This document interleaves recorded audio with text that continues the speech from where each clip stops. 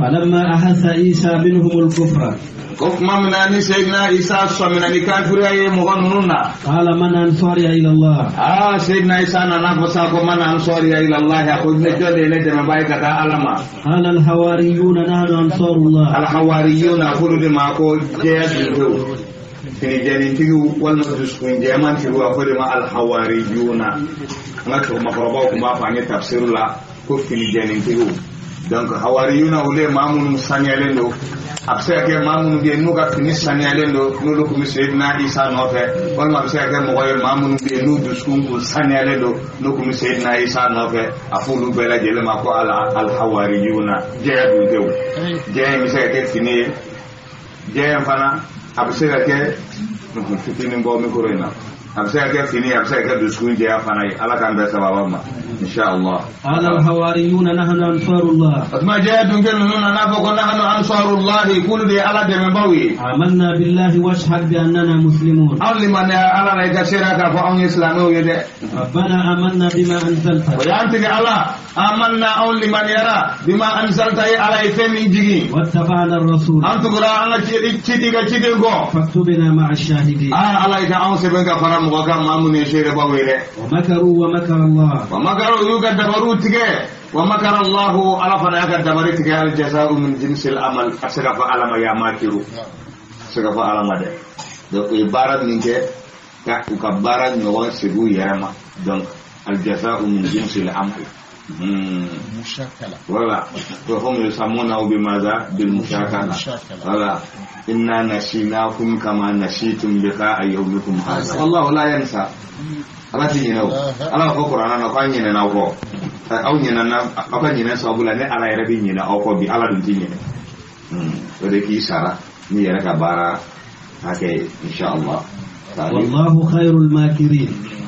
voilà donc ambi tali ko mi ki yoro ina ka fuka ala tara dabal tige la folo min kera wali min bora yani ala ta ka ke o to be woli to mina ala fana ya ira ka wali ya fana woli o to de la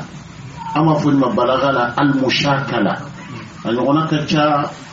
qur'ana kono ko sebe iba aba fo yoro dora nasullaha fanasiyahum unyina na ala ko ko ala ira nyina na ko ala tinyina o ye wali ya min ke min bora ala la ala fana yo ka wali ya woli ayra ka ke wali to la nota ala tinyina ina fa biro do la fana ko tun innahum yakiduna kaydan wa akidu kaydan fallahu la yakidu wa mushakala bi abi fo fana wa man i'tada alaykum fa'tadu alayhi bimisli ma i'tada alaykum man i'tada alayka nimma min balay bagharayma ibn digo te bagariyo wa tajuru saradi ma'lama fu wa man i'tada alaykum fantaqimu minhu ما قلت له ومن اعتدى عليكم فاعتدوا عليه اتتي اعتداويه donc abufuni mako mushakala uyu wana deflea ومكروا ومكر الله فالله لا يمكر ودي كما آية لا بانكرا والله خير الماكرين لك ان شاء الله امين يا رب ومكروا ومكر الله ومكروا يكدبروا تيجي ومكر الله على فناك دبرت تيجي والله خير الماكرين دبرت تيجي الله سبحانه ما هو على يوكل دي امبرمو امرا فإنا مبرمون يلا ايو ايا كدبروا تيجي وا ايا كدبروا فغوا الابرام كدبروا فغان قبل ala kana ko fa inna mubaramu an fa yanga dabaru fugan kabla إذ قال الله يا عيسى mamna ne ala go sayyidina Isa ma إني متوفيك apa ya Isa inni mutawaffika apa ne di fatu ورافعك إلي kaklaki korakata katane alama ومطهرك ne de biklaki saniya من الذين كفروا kabo mogola ma kabo mogo torma mamunun kafiriyara وشاهد الذين اتبعوك ako ya Isa inni mutawaffika ako ne de bi fatu al wafatu huna sayakote de ima ala ba fanya qur'ana aya wala ko Allahu yatawaffa al-anfusa hina mautiha wallati lam tamut fi manamiha aya fanya ala de min mine na ala de min fatu aka saya wati ani nimi masabo fana fatu ka to suno wala aba qur'ana aya wala to bin Allahu yatawaffakum bil-layl ala ba an fara sute aban fatu sufa wa ya'lam ma jaratum bin naharat ma min barak laka bodo su fe donc wafatu yana abi dimeneta abi sunomore ta fa walma ina na mission min kama ika ba mission min kama o bara bani tawaffi bo fana ta fa ina na mission min kama mission bara bana donc ninge sayyidina isa ka konye de damine ne ni toro ina tanna ina ko kuna nya ko toro na ngamna fenta manfala mana ala yin da fa sayyidina isa ko ya isa inni mutawaffika ko ne ala de bi fatu nti da wata mama de waratu ka ilayya ni korata ka tane alama ya sayyidina isa ayalla ka ta sangolola asambi saba ni san saba abi Syekhul Islam bin Taimiyah yang ini rahimahullah pada sayyidina isa ko bicara fa alhamdulillah isa hayyun fis sama ko tanu ga ala ko sayyidina isa hanya nama bisa sangolola don sayyidina isa hanya nama bisa sangolola problem ko ita donc yala mabe yoram na sisa sayyidina isa yala ni nyala ban sera abi jin kana du kolol kan wa wal mati ati jin kana du kolol ka atmana machi de be sisa bara mina dam na ko rodela ala kan be sababa ma bismillah muda wajailu alladhina tabawuka fawqa alladhina kafaru wajailu alladhina tabawuka ko mamunun tugra sayyidina muhammadu ko sayyidina isa ko ambulu kemo ko sanfe mamunun banaka to ko foka ta se la hara jodo ma donc amba jira ka ko sayyidina isa nyeti wili ka ban fiyo ni sayyidina isa ma jigin kana du ko ka qur'ana aya yo sabata anyi hadisa fana ya sabati kana na kara ka hadisa kono ana qur'ana aya kono don adalu folo amada mne ala yo fanyo qur'ana kono ako wala ma duriba ibn maryam masalan suratul zukhruf kono ala ba abada lu dan en ko tugede ako wala ma duriba ibn maryam masalan ako mamna ni ala sayyidina isa da ka tan dalenye baba fe fatafe isakamu kamin yasisun mako ka mankanti pambela gelente wa qalu alihatuna khairun am huwa ya tuzura do boli do miru le nofe alihatuna khairun ana alaw ulude heraka bo am huwa wa sayyidina isa ma darabuhu laka illa jadalan utika foi gosi sayyidina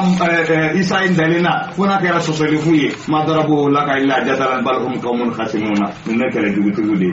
ino huwa الضمير يرجع الى اقرب مسرور على سيدنا عيسى تدوري الا عبد على كجوني دون على دينك انعمنا عليه على نعمتي وجعلناه مثلا لبني اسرائيل كان دلي كدي بني اسرائيل قوما باباته fatate ina ko ala sayyidina isa dan an fa adama dan tugo mina fabate fatate batate abina sayyidina amba ayama hawa fanada fabate batate abi sayyidina isa fanada babate fatate kasoro ga antoda babate fabate daneni nani le إذا قاموا منهم وقالوا آلهتنا خير أم هو ما ضربوه لك إلا جدلا بل هم قوم خاسمون إن هو إلا عبدنا أنعمنا عليه وجعلناه مثلا لبني إسرائيل ولو نشاء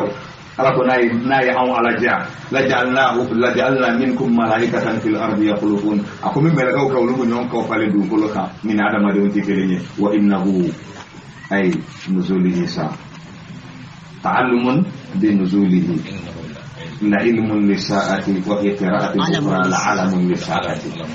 ألقى وإنه سيدنا عيسى جيني من فلاني كان لعلم للساعة أو لعلم للساعة لا قراءة بك كان ينقر بودي لعلم للساعة لعلم للساعة كلا هرا جودون تمانسندو فلا تمترون بها كان نسيغالتي وإذا لفولا القرآن كما مما جرى سيدنا عيسى بجيني anana qur'ana aya warla tugine allah subhanahu wa ta'ala ya fanya qur'ana kono ako wa inna min ahli alkitabi ako kitabud dunge utisa ka bandu ko kan fiyo illa la yu'minuna bihi qabla mautihi fa alaka sayyidina isa jigi ukallimana sayyidina isa la qabla mautihi ka ko sayyidina isa ka sayaji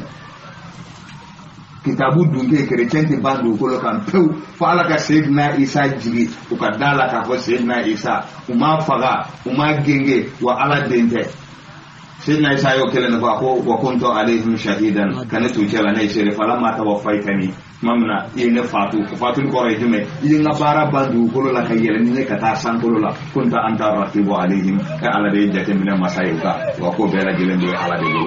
donc abo tugola ni krana ayawi qur'ana aya mun ba dira ka ko Sayyidina Isa abi jigi kuma amina hadisa munun bala mimma jara ko Sayyidina Isa abi jigi ne abuke onana Bukhari ni Muslim kono kira Muhammad sallallahu alaihi wasallam aya fanya hadisa kono aqul la yushikanna an yanzila fikum ibnu Maryam hakaman adlan aka dola biteliya Sayyidina Isa abina jigi auka hakaman abina kitika ni nyonte adlan abuke ladri anana Bukhari la ni jogoina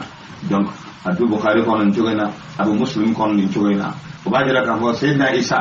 ajigini ko abi jigi yoramina kira Muhammad sallallahu alaihi wasallam ayafo abi jigi dugumina kira yafo abi jigi ermina kira yafo na dukolola abina sa hake minke kira yafo abina mission minke dukolola ayafo abina sa yoramina kira yafo ndela jeli ba hadisa ko da Sayyidina Isa bin Maryam abina jigi dugumina o dugude Damascus o jamana jume o shiri jamana abina jigi wati jume abi jigi fajiri wati abi jigi yoro jume abi dugu kan misirla na jigi kan misirla abi jigi ere jume abi jigi fajiri wati wala so islamo ke maka misiri welo ba ka fajiri seli azanu tara ka ba abi singa jigi ani sahaba min bole me kira yare afo kan urwatu de bole do urwatu bin Mas'ud asakati kira ka sahaba Sayyidina Isa ni min bole do donc na jigina ba soro non ka almambi ne ko ba ka seli almambi na ka be segi ka Isa ke almani ya ka selmi moyi ya c'est ça wako abako Sayyidina Isa wako soli lana e ka selna on yesa abako ko la ko ni Muhammadu mande nunu de ka kan ni nyon ka nye mo yayi donc Sayyidina Isa bibla fa yusalli ma'muman abseli almani ko fe donc na sella ka ba anana ka mission mina abino ke o mission yime abta no kala sella do ta ba da do la ba ma babu luddin abta ma se ko dajjal so yeno sharru ghaibin yuntaza kira da kote sharru ghaibin yuntaza femi be na tora ka boni bien toro fem bela gele no ma se ko dajjali abto so yeno abto so ka ma se ko dajjal tere batu do ba bolo binya do ba bolo donc abi bien abaturu masihu dajjal la no kera masihu dajjal bi yebe donc adukla ka bien bo abaye masihu dajjal aka joli no ba la ko min ba jara ka ko masihu dajjal asa donc masihu dajjal kramu wa sallallahu alaihi wasallam aya fanya hadisa kono kata ka bidani folola fo kata bla dani labana toroman foi mana dugu koloka min toraka bo ka tan masihu dajjal ka Masihu Dajjal abina ben wati minye abi kamo ko model bela gelenke abi mo wafaga abi mo nyena maya dukolo na kulela abi pera dukolo sanu bi tuga ko abaraka bi tuga ko ken bela geleme tuga ko na ba na sera dugula abi su nyena maya odla mo ba ko kanga na tamansen ka kaburu kanfa donc ni tamansen kara kaburu kan na benani Masihu Dajjal ka wati ya ala bi sedama abi su bi ka nyena maya ka kafiriya Masihu Dajjal abake o de lay baye anga seli wati nonna mamma na seli togo tahiyya la bana nanya tahiyya ka ba do bi tanani na ala ka bo Masihu Dajjal ma katiwa Allahumma inna a'udzuka min azabil qabr wa min fitnatil mahya wal mamat wa min fitnati Masihid Dajjal da sharru ghaibin yuntazar famin bi konana toro fenna du kologa o de Masihu Dajjal ma bayna khalqi adam ila qiyam as-sa'a fitnatun akbar min ad-dajjal kira ko de ka ba fa adama kan danina ka tabla la hara jodon alfiyama jolila toro man fen foi mana du kologa min be adama de fitna ka bo ko Masihu Dajjal o de lay may kramu sallallahu alaihi wasallam kira klela yahudiya de no kum ya kelen kum ya bi woyo de ka Madina bolon fa ismuhu ibn Sayyad Abu Zar ko bin kale alala wallahi ngan kale alala shiye batile ka fo ni dajjalu o kan no ne mangan kale alala shiye kile ka fo ko dajjalu ke Abu Zar kira ga sahaba gelen kira fa sahaba no ko tamutu faridan ta'ishu faridan wa tamutu faridan wa tubasu faridan ako Abu Zar ma ko bi balo kele ibi sai kele ibe kunu la hara jodo kele foro Abu Zar dema ade ko ale ki kale alala ka fo bun soyadi yahudiya dende kundo dem sen fitini na kumbu buyo akele misaka woyo ka kare fa dem sen fitini ababa ta ka bla kerala femi min shigile ngona bati abu kaba ko konfo abu munu Madina bolon flanchawla abu to ka dunu fo kata na wati emaye awati kundame na kusala ya no akirece model do kungulila ya no tulu model do bubolo ba ke kolon kono we bursi kono halakiya an sigira do mi misiri bala no ya bela jelen fara nyama du karamogo ado kuma dani feno bieno mone akobantu ne akobantu atal mambaga musabi akomada ba akufendi bini ko ina ba ni fe ye du arajo bela jelen so nyona o mane de kurayo ma so yana bursi kono bela jelen haraki tulu de bobolo no tulu no ya na sera kolombono ni ya ni kabaye problem soro ni ko dunu fo damene hanne dugo almane de wuli kata don o gara yawo ni ngommi do ala histoire ka bonko dunu me ala ya ande ma ko bana tew o ko ni histoire mi ngaka o histoire de la carte flene o de bun so ya de ka kesai ni ti ko kurai di bun so ya di ale yahudi adenge kaba ko gundo shaytana gumba ko akumi shaytana wiye abu kaba ko fo donc ni non fana yo ko nuna kaba ko te ko ni shaytana de binyo konfe amado a dugara ku tala da akumi ni ka ku tala ciwo ngota mambi oluma ba kalma ngamun ngo buri suka no luba do uta foro kono ka tu senchu uta foro la kiga ya segi bi yesegi uta fen kire kara do soro yo no ngo ku ram fitir mo ngabara di bukan dua nyama la do ni tan do ko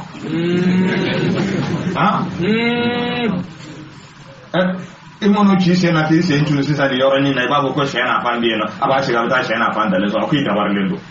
kata barawu no fa ka tuka foro ku buka dabaru buka foro la wa saba ando yo ku tala ya wallahi so no ku mera ku tala warba ando wala ka joga kala ka ba ala ya ande ma ukala ka tuli se mamun kono so ni bito ka kiringa bele ni tuli se ni kono tulu majigi de do ama amadia duwe na re fone ra ko mo ko genga kai tante ma di fraga bi ani ka har dawli balma do yere de ko muta tulu sakana ke kolon kono dugu kono na jara ko kolon kono imi ka mapaya na tulu seru kono ni on dunu fata mine ibe almami ta to dona wallahi billahi ado almami ko be belendu almami ulu na na be ko be misiri ba kono ka kera chugodi ko tara joka almami na to jira ka ko ko bele jelen ga joka almami na to la ko almami suba ga de ko na na ka bi na do abina ko gode ka ga do misiri da e pe oba ya almami bina abina ko gode ka ga do sahiru ayuna nas wa ja'u bi sihrin azim wallahi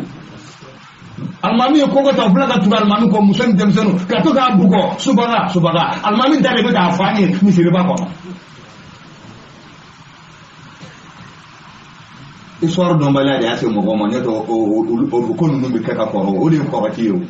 sahiru ayuna nas o ba nyaw de ko rati abuka ko ko almami ka ko de almami ka ko tara de ka do dare fe almami ka do dare fe ko baru bo ko lo ka wulu te bo ka abo almu ni ga de sama benayo da akoko mishiro obunu soyadi kira kilela manga wula fam bela jele fa sahabo tara fa kira ko ya rasulullah ni ma wuli ki do fi nyabina bla anali man yala nyabina bla anali man yala de bunu soyadi ya bega ko min damene femi ika ko dogole mi dambala ko mata kala ma bo de shi dumini ni ya ka ba ti femi mi dusuko na ijole abati mama no fi ka ba kere mu ma ba mu wara bi ka to to ko ta sabo tara ko kira wuli ga jode ni ma wuli ga jobara ba ta chende sai na umar tara ko kira fa ko bun so adu ko bi sidon kira ne sai na umar ya sara no ko ta madina wa soro dunu fora be dunu fola bun so ya de yere abiki woyo timse fitiri ko na do funi ki woyo femi mi adama don kono abuka shinye sibu abuka fokata kira bi ki dende tamuru su ni nyoncha kasekata woyo le soro abaya keta ka kira idora ako ya so nabiyullah yati bade ko mi den wala ya so ako padara mi kana re ala ka kira bi kana re sallallahu alaihi wasallam ako rasulullah yati asraki farajon ganteno kasega ka da madiyalna ka jo kira sera kira ko ni kunya wole so ka ko bisu do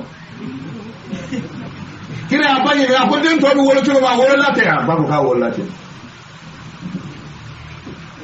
kalo kono fa yo ka wole la to wole te ako bun saya dia ako bi mun ye ako ara arsan fawqa maza fawqa al-bahr ako ni be pale de la ba sanga ko de sa ko e bi saka pale Allahu akbar kalau apa ako bun saya dia ako hal tu'minu bi risalati ibu jane ka kira ya la ako na'am u'minu bi annaka rasulun ila al-ummiyin ako ndamba le kira ka ta kun fun ma arabu an yahudi ya taala yahudi de ta ka ce ko an taala ako bun saya da kan foranye ko femme be adama dem ko na ki ba do ako na'am ako femme be ko na ko ba do ndere ako ne kira jole no mun ne ben duskun na sisa ako kira e jole no sisa femme be duskun na suratul dukh setana da ta ka suratul dukhan ta ka mo ako kira ni suratul dukhan jole no suratul dukhan be duskun na sisa sayyidina umar kira ni na ko la cheno agra ba cheno da Allah nana fitna kama kenapa aku pun saya ada masuk siapa lantai adu kadraka atau ika ko bantang ika ko tiye na bile bun saya ada turan ni coba ngatang aka ko masih ka kola tabile na kun kera fitna ni jarabi jugo binye islamoma ala serako o bela jelen wili ka boy inshallah ay fanga ke ay serabla muduru kana don muduru kana inshallah hatta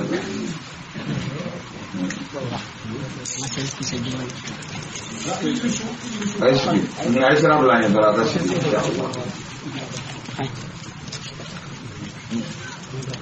dengan bala islam abu tugari la bun soyadi aleni masihu dajjal tikirenye masihu dajjal bina utikele abu zarri ne bun soyadi ngona ku perana la ilaha illallah hal bere mun ma bolo bere mun bela jele bitari aho na dimina bi funu de kata na dimina bi funu de kata na dimina abu funu de kata ibn umar abdullah ibn umar delaka pere kam mankanti bunu sayadi sina ka dimite ka funu atora ka funu akora muso kama no ikra muso e ako sabali sa ko ibado bunu sayadi adimo dimi adu funu ka tade munyi se bunu sayadi ma tubi ibina ninka ko wuli ka blanda la tani nyada mana ko werede ala kambe sababa ma donc amna ko al ahadith ala nuzul isa ibn maryam ka fo sayyidina isa bi jigi وممن جمع أحاديث نزول عيسى الشيخ محمد النور شاه الكشميري عليه حديثه فرانيونكا حديثه منباجرا كفو نبي الله عيسى بيجي آيات فقط كتابه من التصريح بما تواتر في نزول المسيح أنا نو حديثه ينكون أو كتابه ينكون حديثه بيولم لا على نزول عيسى بن مريم hadisa bi wolom la ayode jira mimma min fi nuzuli isa sidna isa jigini hadisa bi wolom la donc ana aywa sahibu aunul ma'bud sharahatihi fi sharh sunan abi daud alifa najira ka fa tawatarat al akhbar an an-nabi sallallahu alaihi wasallam fi nuzul isa ibn maryam min as-sama'i bi jasadihi al-unsuri ila al-ard kama sidna hadisau minana nyona tawatarat qura jume tawatur li qura jam'un an jam'in yastahilu tawaturuhum an al-kadhib al-kadhib muwabba keleka min ma'abba iri kaula ashit sega denga loka min ba gira ka ko sidna isa jigini hadisa mun bala ahadithun sahiha mutawatira hadisa kana mawlidu mo maganga nyoso so ahadisa wala to donc Muhammad Nasiruddin al-Albani ale ajira aka kitabu kono ka fo sidna isa jigini ko fente femi mo be kan ki dado afman mamin bi ni ti jate hadisa doni chofe do korola ki da makanga do dal makanga do akumana walma ulu chawye kuma min lakare ika sigi ikulu lakare ko la siyama al amru dinun wa aqida ko jango a jigin ko kuma min bi ka fɔ ko an ka diinɛ dɔ de don an ka taabolo fana an ka taabolo dɔ de don donc ahadisu nuzul Isa ka fɔ Sayyidina Isa bɛ jigin ahadisa ninnu mutawatira la shakka fihi o tuma na an bada alisilamɛw u tilala k'a fɔ tuguni k'a fɔ maa o maa bɛ yen ni nin fanni i t'a cɛ ye i tɛ hadisa sɛgɛsɛgɛba ye ka sin k'a fɔ ahadisu nuzul Isa ahadisun ahad Muhammad Nasiruddin Albani a ye kangari da la dɛ a ko n'o y'a sɔrɔ maa min bɛ yen a ko wa min al-mu'sif haqqan an yatajarra al-ba'd ala al-kalam fi hadha wa laysa mimman yatatabba turqaha maa min bɛ yen ma tugu hadisa in siraw kɔ a sɛgɛsɛgɛ k'a lajɛ n'o y'a sɔrɔ a hadisu minnu fɔra hadisa kɛnɛmanw don walima hadisa kɛnɛmanw tɛ i ka se k'o dɔn a ko i n'a fɔ Hafiz ibn Hajar al-Asqalani o ye Bukhari sharhabaw ye olu ye hadisa in sɛgɛsɛgɛ k'a dɔn k'a fɔ hadisa min minnu fɔra Sayyidina Isa ka jiginni na a bɛɛ lajɛlen ye hadisa kɛnɛmanw ye وجاء أننا دين جفو فننا وجاء في العقيدة شرعا نشره طهاوية أننا نشوفه هو نؤمن بأشراط الساعة أمدا لا رجل كمان سننا كرا فوجو من خروج الدجال كبو مسيح الدجال كبوليلا ونزول عيسى بن مريم أن النبي عيسى من مريم الدين أكجبني وقال قاضي عياد فانا يفعل كتابه كنا في شفاء هكذا صاحب الشفاء أقول نزول عيسى حق وصحيح عند أهل السنة للأحاديث الصحيحة في ذلك وليس في العقل ولا في الشرع من ينكره أقول سيدنا عيسى جيني قاضي عياد يفعل كتابه كنا أقول سيدنا عيسى جيني حق شنيا يرى ولي بالدو كسببه jamaatu ahli sunna maa minnu bɛ yen n'olu bɛ tugu kira ka taabolo kɔ olu mɔgɔw ka taabolo la o b'a jira k'a fɔ Sayyidina Isa jiginni hadisa minnu b'a la a ko tiɲɛ de don wulibali de don ko laysa fil aqli wala fi shar'i ma yubtiluhu fɛn tɛ adamaden ka hakilila dɔnni kɔnɔ fɛn tɛ sariya dɔnni kɔnɔ min bɛ Sayyidina Isa ka jiginni bali fa wajaba isbatu donc a kan ka sabati o la sisan Sayyidina Isa a bɛna jigin n'a jiginna a bɛna mun de kɛ yala n'a jiginna a kɛralama de bɛna wa walima a kɛralama de tɛna n'a jiginna a bɛna san joli kɛ dugukolo kan ka sɔrɔ ka faatu an bɛ n'o de fɔ donc al-hikmatu min nuzuli Isa hikma jumɛn de bɛ Sayyidina Isa jiginni na al-hikmatu min nuzuli Isa a fɔlɔfɔlɔ Isa bɛ jigin kun min kama chrétienw olu de y'a jira k'a fɔ u ye Sayyidina Isa faga donc Ala ko k'a faga k'a genge kotewa ala kote wa ma qataluhu wa ma salabuhu uma faga uma genge ala ko kitabu dungete saka bala araja dinya kono tiyo fala ka Sayyidina Isa jigi atana jiru law ka kuyena folo ale Isa te ala denye fulana ka fuya faga ka genge anyena man bina bela jele baye kana ala ka kuma te chen sabana kira Muhammad mandeu ufora tawreta sallallahu alaihi wasallam umman kutu fora tawreta kono ka fora injili kono ذلك مثلهم في التوراة ومثلهم في الإنجيل كزرع أخرج شطأه فآزره فاستغلظ فاستوى على سوقه يعجب الزراع ليغيظ بهم الكفار وعد الله الذين آمنوا وعملوا الصالحات منهم مغفرة وأجرا عظيما. على محمد مندو منكوت توراة كنو ومنكوت إنجيل كنو Sayyidina Isa mankutu minye o Muhammadu mande nuna aya nyine ala ka le Sayyidina Isa nyina maya fuka ta se la haraja nye wulima aka jigin kana fara Muhammadu mande ga wala sabi Muhammadu mande ya soro Sayyidina Muhammadu ulama ummati kan biya ibani Israil Muhammadu mande Muhammadu mande do ko bi jate bani Israil kaw mande temenu kan nabi mo adon ba nu de kitikileni Muhammadu mande fasiri cheni kala oni kirechon ka batu kala ba ka ro banu nuka kisisu de daraja keleni Muhammad sallallahu alaihi wasallam ya bani tubena alim saka ni so tugo mina ala Sayyidina Isa ka duwa mine abina jigin don labana abina jigin abu fara Muhammadu mande ka wadla al-imam az-zahabi aya fa ka kitabu kono fi tajrid as-sahaba تجريد الصحابة عليه سيدنا إيسا جتي من الصحابة كو سيدنا إيسا يكرك الصحابة أمبلا جلم إمام الذهبي دو على دي سيار أعلام النبلاء للإمام الذهبي من أكبر تاريخ في الإسلام عليك نبي إسوار يرى يني كان الإسلام يكون فوق من تمنا كان أبلا بلا تالي كتابو سا أنا كان دو يونيفرسيتي لا نو أستاذ الدكتور محمد دوكري afala Allah bakaahu alladhi ladinini afala yaraga karamo adu kla kalana sami aka karamo ya ladi kaka tandi urinsa aka be kala ako alai tawfiqu dalema ale saraka soraka be kala aya ko ne ka indija ngasi ngata sanere indija ndara kitabun sa wali ta ko sobe kitabun wali ka ta ko sobe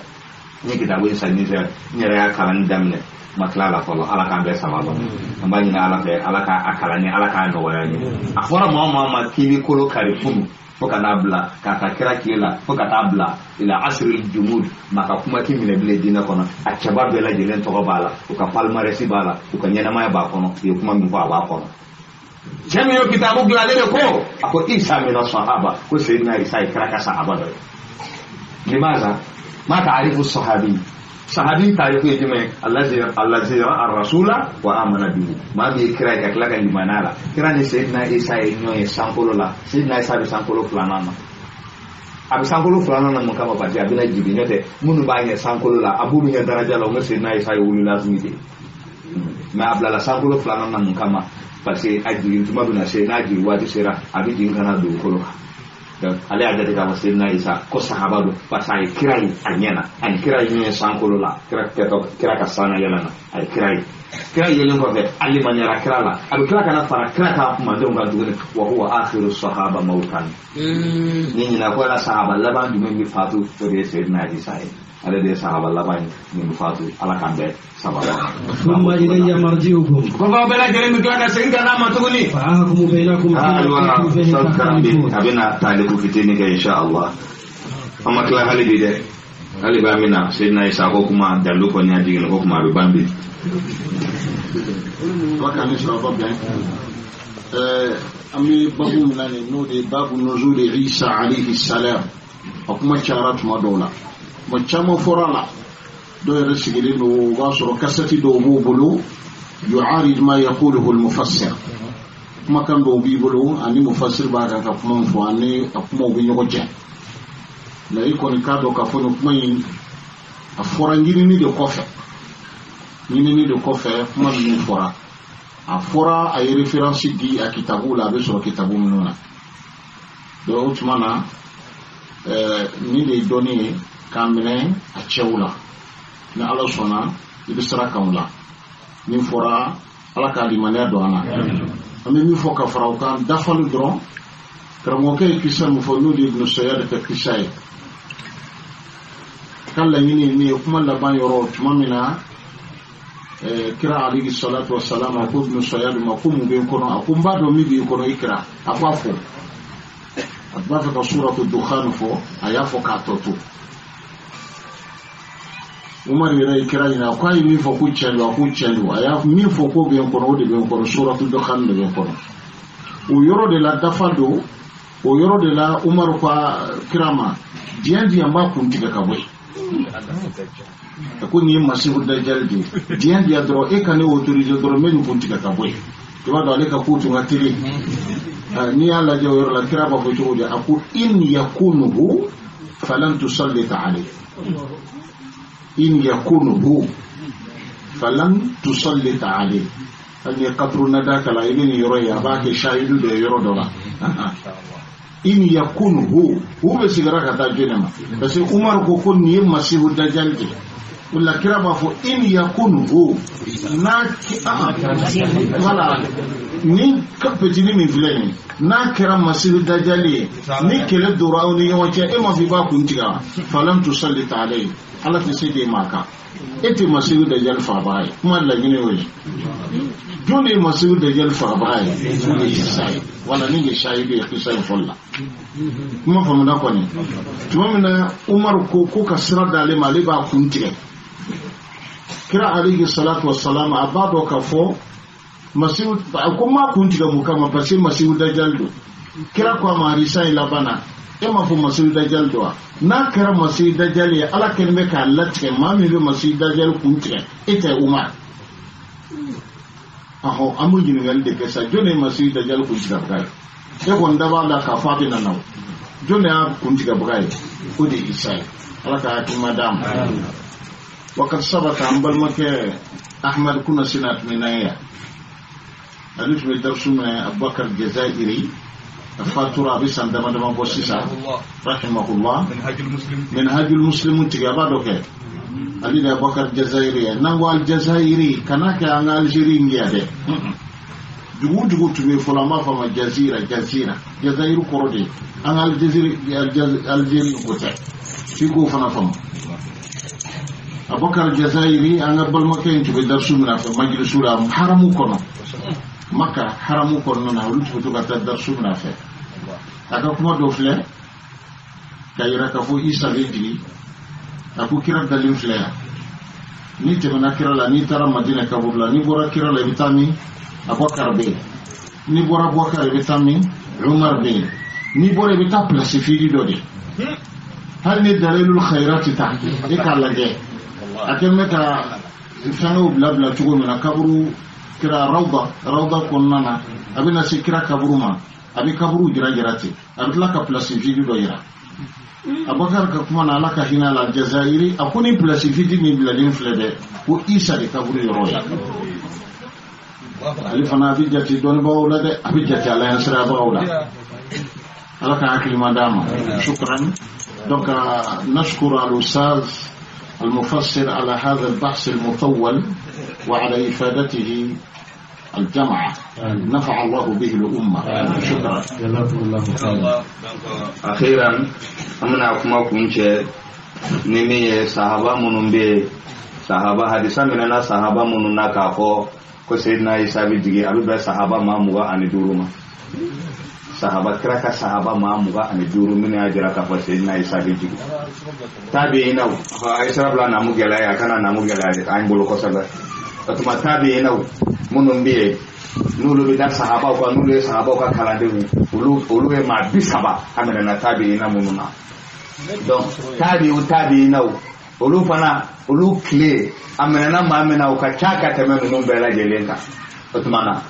amena ajira ka fo أخرجه الأئمة في كتب الستة أنا أئمة أنا دينا نمو بلا جلي ولو يا أبو وكدينا كتابو حديث كتابو بلي وارن أبورا وكنا أنا مساند منو بي أصحاب المساند مسند الطيالسي أبو كنا وكذلك مسند راهويه أبو كنا وكذلك مسند الإمام أحمد بن حنبل أبو كنا مسند أبي شيبة أبو كنا مسند أبي يعلى أبو كنا مسند البزار أبو كنا مسند الديلمي أبو كنا من يلا أصحاب المساند مسند قرآن من مامنوني صحابة كم بلا جلين كفوك أبا ni مساند من بلا جلين كنا donc nambara masanudu kono amina sihahula ashabu siha kitabu mununde nude kitabu kenama we ina ko sahihul bukhari abi sahihul bukhari kono abi sahih muslim kono abi sahih ibn khuzaimah kono abi sahih ibn habban kono abi sahihul hakim kono abi sahih abu awana kono abi sahihul ismaili kono abi sahihul diyal maqdisi kono wa ghayrihim Allahu akbar abi nun bela jere kono donc nga hakili to Allah al-Bukhari kono Muslim kono be ko de mata kono o kazalika al-Hakim at-Tirmidhi ashabu al-jawami jawanu tiru uluna nayo ka tango kono musannafati tiru uluna nay tafsirul masur mamum tafsir ke nikra ka kuma kawe anano kono anana fil ajzai wa jaa fil gharaib wa fil mu'jizati wa fil tabaqati wa fil malahim dalu banana islam ya dina kono Allah dan Sayyidina Isa jigini Muhammad Nasruddin Albani ya dira aku ma'lumun min ad-din bi darura man medina kono daka nga doka fa Sayyidina Isa bi jigin wassalamu alaikum warahmatullahi ta'ala wabarakatuh wa alaikum assalam taragure wasa sorla alaka besa wama thumma ilayya marji'ukum ako ka fa Sayyidina nanema fa ahkumu bainakum fima kuntum fihi ako mikitigane yo taw kum fara nyongo femina فأما الذين كفروا أكما من بينولو كافر يرى فوعذبهم عذابا شديدا على قنبلو نيانكتا جلنا في الدنيا والآخرة يعني الآخرة وما لهم من ناصرين أقول ما باتولو لده وأما الذين آمنوا أكما من من يرى وعملوا الصالحات كتلك بارا يمونك فنوفيهم أجورهم على قنبوك سارو دفاك دوما والله لا يحب الظالمين على تيرا كنت ينفذ ذلك نتلوه عليك من الآيات على قابل يما بآية وكاليك والذكر الحكيم أنا كسماني من كيتي لندو مثل عيسى عند الله bukan min fo Sayyidina Isa la fo ala de no Sayyidina Isa te ala de de ala ko Isa misalia ala bolo kama sali Adam bina fa Adam خلقه من تراب aya adama dan ka bobo la ni jume ثم قال له كن kun فيكون fayakun afaka kasna ga teni ni kun fayakun isa falan dan o tugo de aha ala den dade الحق من ربك fa'ilun li fi'lin ma'zufa taqdir ja'a al-haqqu min rabbik kana naka bi mayo kana naka bo ala yoro فلا تكن من الممترين akika naka siga bo doyi فمن هاجك فيه ko de mami so sa isa ka ala de akola ni kote من بعد ما جاءك من العلم noni na lengo fay ma bu fo bi de ke se ke se na isa ya ala de afama kere la kanya de kira ya ban keu wa kira ya ban ni hali go fa bi ya fana bi se ka banai kira ya ban to godi فقل تعالوا ندعو أبناءنا وأبناءكم kira ko ti ba shi ako fendo bi abadon ami kitabu dungo au badon asebere na ko gato la abina ga kira ya kalama ya do ti ba shi abado isa ya fa ko rasulun yati min ba'di ismuhu ahmad ababa kere kinga fo kono abi tawreta kono kira to ga tawreta kono para baro khalid para kit atoga injila kono iliya aba kono ta ko kira bina ni isa talun ko to ga ahmad aba kono ya do tiba akala ka ko isa ya alade akiba shi au ni na nuna boka ta nyon dala mubahala de bina ni da ayatu maza al-mubahala aba ba kola be wele aba don wele ne fana din don wele ala ko joda ala bi la ya fa ko jodi ونساءنا ونساءكم aba yara wele ay aga bina yi mai ta'ala فقل تعالوا ندعو أبناءنا وأبناءكم abina amba don wele afara ba don wele ونساءنا ونساءكم amba muso bo wele aba ba ko muso wele abu bonu kenema وأنفسنا وأنفسكم aw bo aw yara ku mi bo am ta nyon sora kenala ngulon ka ثم نبتهل am sora ka ndama ka se ala la ka danga dike فنجعل لعنة الله على الكاذبين amine mi e doron tigala ala ka danga ko mi na ko ta ce Allahu akbar yo do min de nyoma kama ma sallallahu alaihi wasallam da fara hasan ne husaini fitinin do anaba fatima to ana ali wala bi talib kira so mo ko wole akone so mo wa faina ngabo ko ni bambi ni kere chon tai chen ni ngade ma ya ombe halakiya ni an fara kai chen ka fo sayyidina isa ta ala de no ti boya kira tara na ka fola wiye ka ta ki utara joti lo bukan nun kono abuka fa hasan no seni fitina abuku daga amina fa sala ku fa iza kuntu kalimatan faqulu amin Allahu akbar ya udia ko don ba do jonga ugu ko leje kira do ka fa mo de ni nya fa dora ba ko amin asebera ka tu fara nyonga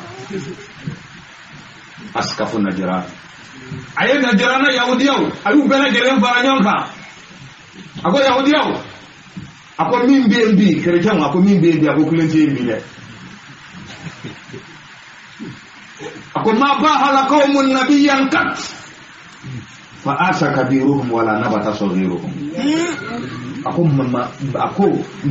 dangani kama temen nabi ni mawni jama kulusi che kama korobaw ye si soro wal ma dem sonu falena e ba wana kama baba amma korobaw ti table dem sonu te falena le wore ju si tunu ni le gaboto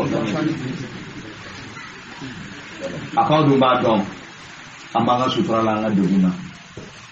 anta ti chende amin galona de na bora bi afole ko yahudiyo ko kerechon ku bi anga korod mati bwana de yo mora do kera la baba boluchi kanu ku kana yo mo chi kana ko ulu kana ka hakila inni ko mubahala in kana bo ni ngara ayatul mubahala o de ni qur'ana kono dama kasi aya dangalina e de ni kala de hakili fala ni ngara dongo do ma hiya ayatul mubahala ni ne do dama kasi le aya itara ko ko sa ni amatui on te so dangali ka temani nyonte kira ko nati so dangali ka temani nyonte abi madina bla ani ni tishigi bile ko kira ma fa ka sa ukoba nati madina bla abi ni so sarani foka ta sa ka saya mau jena no ni so sarani ta bino do kira ko wallahi akon la jaba sunyana bani najiraina kaula ka ku tidda uru dama hatta tuyur fi awkariha fo kono mun buka nyaga kono ko la jaba ko ba bela jele hala abe abu fo bide amba me mission ni fon la bi ko Sayyidina Isa ya ala de wala se ga expliquer ko me ko na fora ala de ko famille to do de bala quoi yo ko Sayyidina Isa ma ala ko la hara jodo aka bi Isa wole jama tala ga ni nga Isa alayhi salam e de abo chrétien yo ni bag na ka ko ala ikane ala to ba asikere ngere bela de ni joli seri yana ka ala jadi subhana ba sana be ala nintene Isa ka hake ne go fo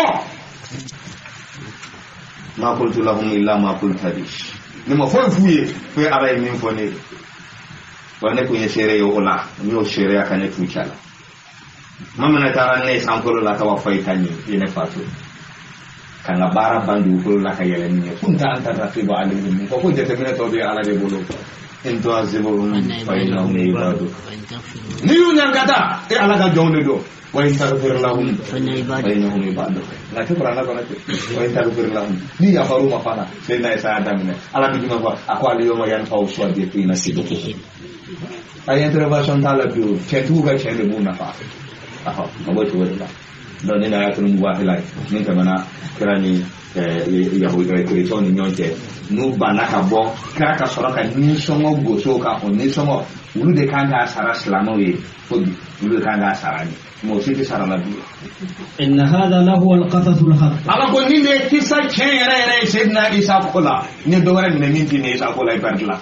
وما من إله إلا الله ma siti ko ala kele وإن الله له العزيز ala الحكيم de bonya masai ala de kiti masai فإن تولوا nu yukodo فإن الله عليم بالمفسدين ala de doni masai cheni kala wala de قل يا أهل الكتاب afo kitabu dun ko تعالوا إلى كلمة سواء بيننا aina kuma kan kile manena o gaga ka kuma kamina aina abimina ya dabla sabado chendo wallahi kerja ukakka patoromba mun ngafsa mu fela gerenu Abdullah ibn Salam ala mana kerja nini Qur'ana kono yoro raga Abdullah ibn Salam abani yoro sama ka bala wallahi ubeda menina ali ibn Salam ado mane tarakira ko ya Rasulullah ako ma daga do igadina namba daga dina yeshe kanya kala amba da do ga ako sila ko daga dia ako di mana na ako memke ni ngado ibi kerece ibu ga doni ba ba bele jele wele yahudi ko doni ba ba bele jele faranyo nga kana kunyi na kunjo le Abdullah ibn Salam yani na do islamala ngai bindo so kono ka irdo traverser ken nyon te ko wele nu bi noy wara da koro nu e min fi nena mi so do islamala jamana ti don supere kran ga doni ba bele jele wele kana ko man huwa Abdullah ibn Salam ako den Abdullah ibn Salam ni huwa akramuna wa ibn akramina wa ashrafina wa ibn ashrafina wa a'lamna wa atqana Allah ma bado akan sani ya wajeri ke jembe kata faula kana abisira ala nyana be doni bala na be ala be kam sa be ambe be tuwa de ko tuwa ya Rasulullah ay traversi daira ka bokka kirani kercheni yahudiya soro abashhadu la ilaha illallah wa anna muhammadan rasulullah olon bela jirana ko huwa asfaluna wa bin asfalina kuma ni do ko ko lobi nana nati yelema ande kuma fi ka kapsa ko grama ko ni tawa ko ni te fuyi asfalu na ambe kapsa ni wa bin asfalina ambe ko kapsa ni fari ala mana unni ni yoro qur'ana ko Abdullah ibn Salam ke jamun ni yoro bi mashiya fa Allah hara jodo ale bala yendi maniya min ke Sayyidina Isa la ubo baraji soro ana yendi maniya min ke kira la bo baraji soro luka sahabu duma marratain shaykhla قل يا أهل الكتاب تعالوا إلى كلمة سواء بيننا وبينكم ألا نعبد إلا الله ولا نشرك به شيئا ولا يتخذ بعضنا بعضا أربابا من دون الله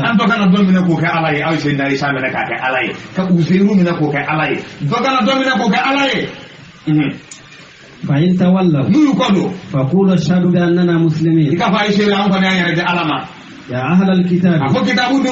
لما تهاجون في إبراهيم وما أنزلت التوراة والإنجيل إلا من بعده أفلا تعقلون ها أنتم هؤلاء حاجلتم فيما لكم به ها أنتم هؤلاء هاجلتم فيما لكم به علم أبلغ سوسالك فينا فمن دوني باولا فلما تهاجون فيما ليس لكم به علم كما سوسالك فينا فمن دوني باولا والله يعلم وأنتم لا تعلمون على دي دوني مسايا أوتي فمن ما كان إبراهيم يهوديا فمن من أقول إبراهيم أشياء جمعين إبراهيم أشياء دي فضل لنا القرآن كون سعودية لا تمادر باقي من ذلك قال إبراهيم أشياء جمعين ما كان إبراهيم يهوديا إبراهيم ما كان يهوديا ولا نصرانيا إبراهيم ما كان كريستيان ولكن كان حنيفا مسلما أجنن كله كبار فلان كفاية مسلمة دوني إبراهيم أشياء وما كان من المشركين إبراهيم ما كان فلان كبار دوني نبي الله إبراهيم أشياء لا كان أشياء ولا فريدين لكم نيمان يقدر يتعصر يهوديا كريستيان أجنن كبار فلان كفاية ما وسلمة دابان إبراهيم أشياء إن أولى الناس بإبراهيم على ما من كان إبراهيم الذين اتبعوه وهذا النبي والذين آمنوا والله ولي المؤمنين ود طائفة من أهل الكتاب لو يضلونكم وما يضلون إلا أنفسهم ولا يشعرون يا أهل الكتاب لما تكفرون بآيات الله Yahudi Nasara de kodo de ahlul kitabi parce que ulude sonna kitabu la ulude kitabu dingowi wa kira klan bele de bora ulude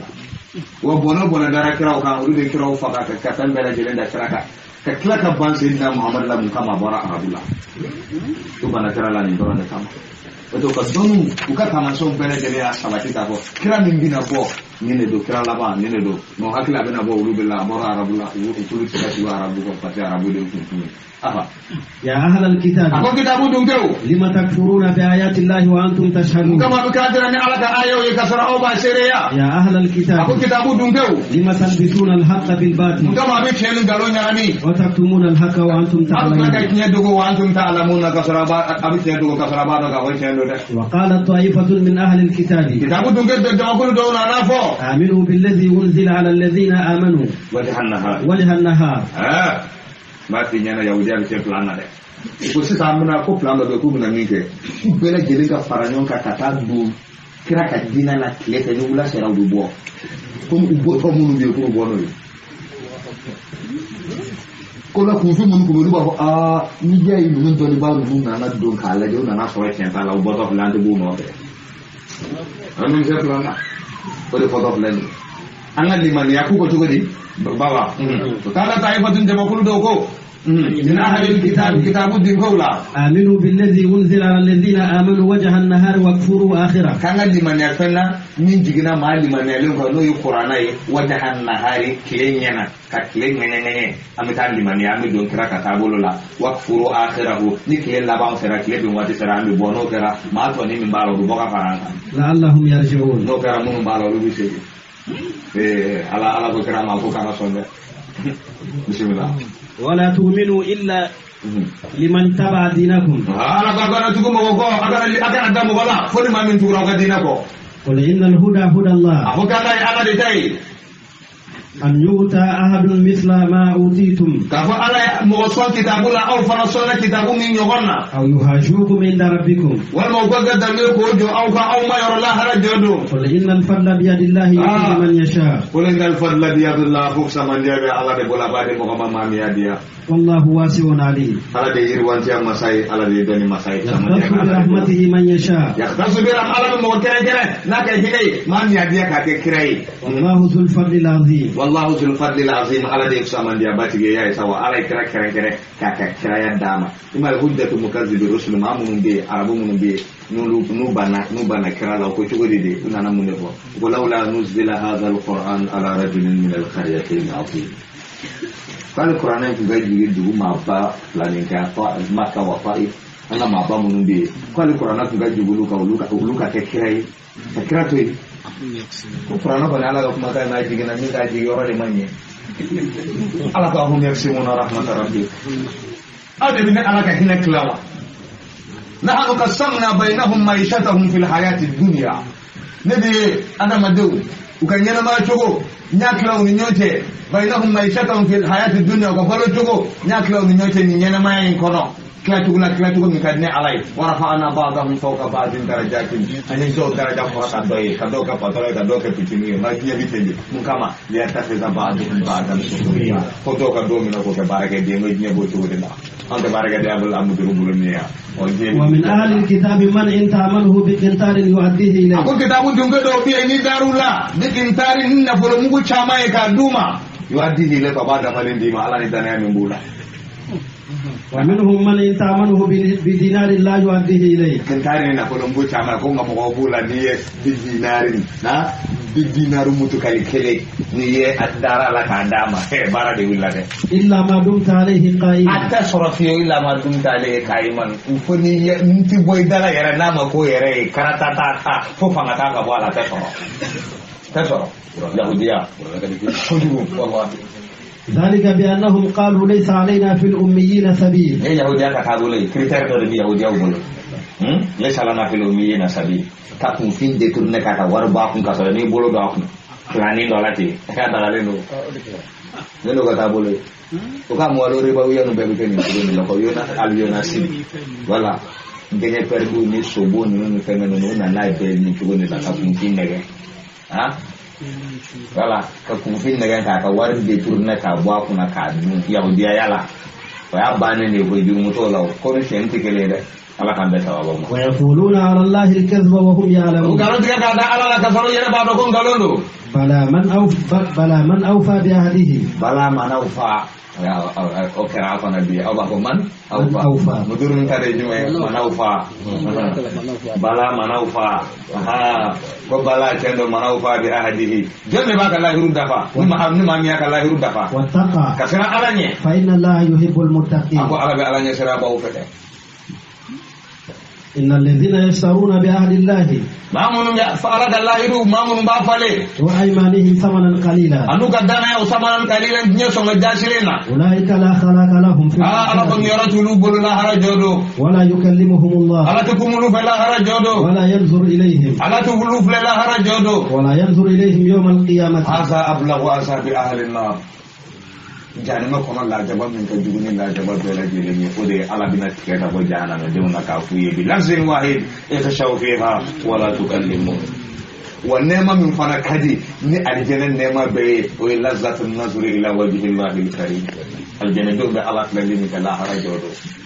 fode fana kadi ka keme aljana yara nema be la jene ga manuna aljana do mu ga damuna aljana kono وبدأ مكربسين بلا جيرنا استطاع عليهم نور من فوقهم وتعال جنا قالوا نور ربنا بشيء ما بسان قالوا لا تنو وإذا بالجبار جل جلاله قد تجلى عليهم رب كرم المصابيح يانا الجنة دونك بلا جلد دي نقرأ تعالى جه وهو يقول سلام قولا من رب رحيم salamun kaulan min rabbir rahim ni salami akuma kallama abu hina masa yoro masa minni hina masa ka kan jene dunka aljene don buto be alafle fala yaltafituna ila shay'in mimma hukmimma kanu fi uti fol fleble kunyabe minna bela jere ka ala de fle ni de nema min kadi ka tebe aljene nema bela jelenka wakabi be abika juma donde aljene do mi juma do kuto jumado carte d'invitation mina kanade aljere tembela jerema aswene na ka abdi kadishtaftu ilayka fazurni ko ngal jon ko ni yenne alay ndege mina ka tayma ikata bone alay utman jere do meta nyon kumbe yoro bado la ju abbe jumado ya do defe mo obi sigi ala manabira tribunu do be sigi ala manabira min nur do be sigi noro sanfe do tay min yakuta do tay yakutuye do tay min sabar jadil akhdar non di nyon kono ni pierre valerman nde bal deno kono tribuni doner bi ñe kono ci ko mina o donde bi mo do ye khafidatun rafi'a e ko le ma ni ñe kono bi ta so le ma bawde la hara jodo o itabe ma ba chamana le ma nu la hara jodo ala kan kisi ko loro de la mawo ma be kenaka ala fle yoro la ala be kuma bela jere fe da ani da كاكوتي ما منا إلا ويكلمه ربه بلا ترجمان ما سيتاونا فعلك كما تجيب دا أن دا الجنة كما سبب كان من كابي هاجي دي منلا لورد لالا بابا يا عبدي ne ga jon atatazakkaru zanba kaza wa kaza jurumu do be ba ke dunya kono akati do jahannama kono alati mena nayi kaburu kono anyi ngal tikila lahara kenana anyi ngal tikila aljanna kono anyi ngal tikila abiki kono ko ala nyinena o donne ala bi fle do mena na bi kuipe aba ho yanga jo in hakili bi den do jurumu bayna min kan gi do jahannama kono wa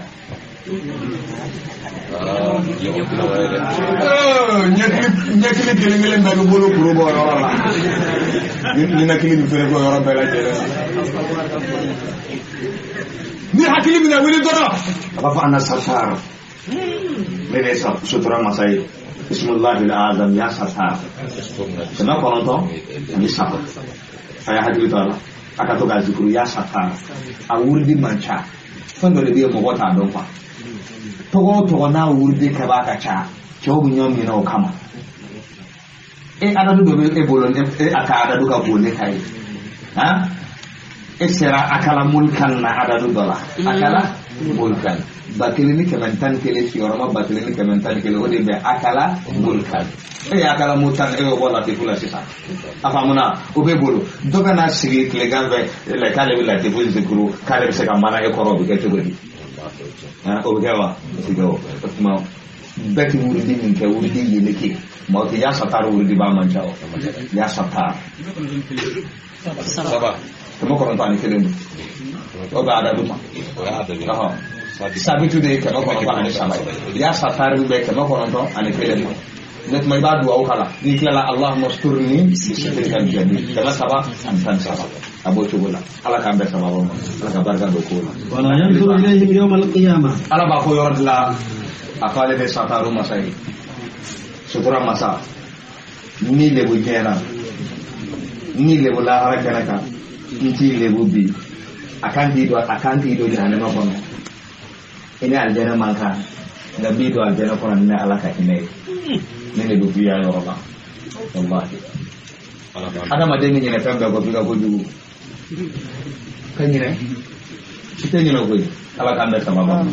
bo ci bola wala yanzuru ilayhim yawm al-qiyamah aqala tulu ko ni de ablagu asabina la jama min ka duri la jama be janame den kono ala tu fule la hara jodo wala yuzaki ala tu saniya wala ma sabuna alim kullu jama bu min la jama jugu may de wa inna minhum la fariqan yalghuna alsinatahum bil kitab ako jama bulu do bula lu bunne ko ni kitabu yi la tahsibuhu min al-kitab litahsibuhu min al-kitab bawanya la shno modo أعوذ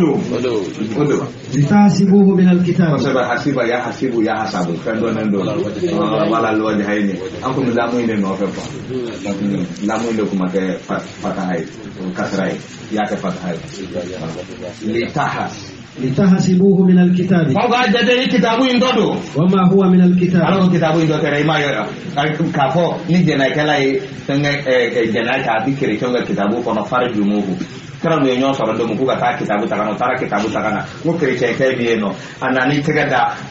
farjumuhu ay tegada jatu mika ko kira ma kwa kalange ni tegada jatu mika tega fara hamu ya ko fara hamu atene ya ego fa e ba bujori ko kanga kini na ngubla asibena vile tawreta kono yoro be do bulu tanga boy pau farjumuhu aya ko se ka tanaya Yaudia ata seli kita wati ga sunu farjumuhu ja ni taga da tunu ga taga fara hamu ya o ko de bulu ga gafe kono kanu kala da kanu ka fara la ka ruku to a taga da min ga fabi ka kana gelake do a taga buga ka boyo ndoro aya mo ko ya kala farjumuhu aya to se na kana Yaudia mai de Yaudia mai litahsibuhu min al-kitab wa ma huwa min al-kitab ba da kitabu do ala ko kitabu do te wa yaquluna huwa min indillah kala ka bora ala yorani chogoina وما هو من عند الله الله كما بو الله يروني تشغينا ويقولون على الله الكذب وهم يعلمون قالوا انت كذا الله لك سرو لوبا دو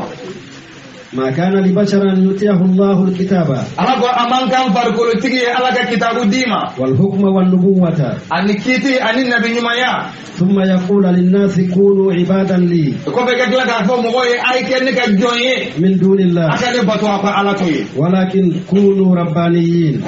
ولكن كونوا ربانيين تفسير القرآن تفسير جلمان دوبيانو walakin kunu rabbaniyina ay kunu rabbaniyina ab korof laka kunu rabbaniyina ay ke batu kelawi kunu rabbaniyina ay ke ndamuni kelawi ulama tarbiya afamunawa donc jumene bina yelame asibaku walliha ko fembe ayanye ke sisa o de bina ma aho de shela bawangata walakin kunu rabbaniyin ala go ay gella mon kelawi bima kuntum ta'lamuna alkitaba bima kuntum tuallimuna alkitaba rumo kalan kitabu la mina yula mo ka koka ni ta'lamuna kadaro am rabbanina be ka batu ke afla be de ta'lamuna bi tuallimuna bi jumene ba awfe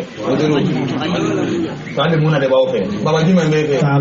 ta'lamuna o ambe ka ta'lamuna ko rofo sisa anga se ko fetu walakin kunu rabbaniyin ala ko ay ke batu kelawi bima kuntum ta'lamuna alkitab abin min don kitabu kon re ay batu ko ka ba jira ka bo mo ko sega batu ke ala jahalin ala du batu tan don de ka ay ala ay dina kala to ay batu ko ka wa bima kuntum tadrusun ana ko abu mo kala min ay batu ko ka anga sega doyna o jume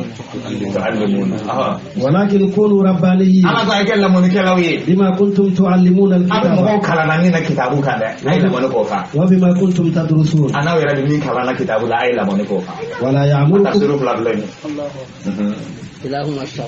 kilahuma sawa abu to gode kala ka be sababa ma ولا يأمركم أن تتخذوا الملائكة والنبيين أربابا على ما يا مريم كم ملكوني النبي مؤمنك وكعلي أيأمركم بالكفر بعد إذ كنتم مسلمين يلا على ما يا مريم كافر يا أكلن كفسلانو يوا مسلمون أكلن كفسلانو يوا وإذا أخذ الله ميثاق النبيين ممنا على لا يرى من النبي مؤمنه لما آتيناكم من كتاب وحكمة بابا يا لا كوسبه لما اتيتكم لا لما اتيناكم هو في نو روايه دي